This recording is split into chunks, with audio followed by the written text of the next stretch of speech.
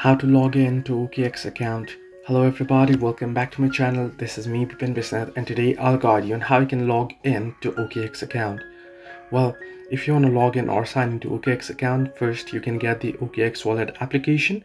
You can do so by heading over to your Play Store or App Store depending on your device, that is Android or iOS respectively. Once you have the application, you can simply open it up and you should be headed to the login page. Here, as you can see, it says sign up or login right in the home page. You can simply tap on it. Now, if you simply want to sign up, you can tap on the sign up option there and you can select your country and then select your proof of ID address and then go ahead and sign up. However, if you want to log in, you can tap on login and then either enter in your email address and tap on next, or enter in your phone number by tapping on phone number and then tap on next. Depending on what you choose, it'll send a verification code to either your phone number or your email account. Or if you want to continue with Telegram or Google account, you can simply tap on Google at the bottom of your screen and then select the Google account that you would like to wish to proceed.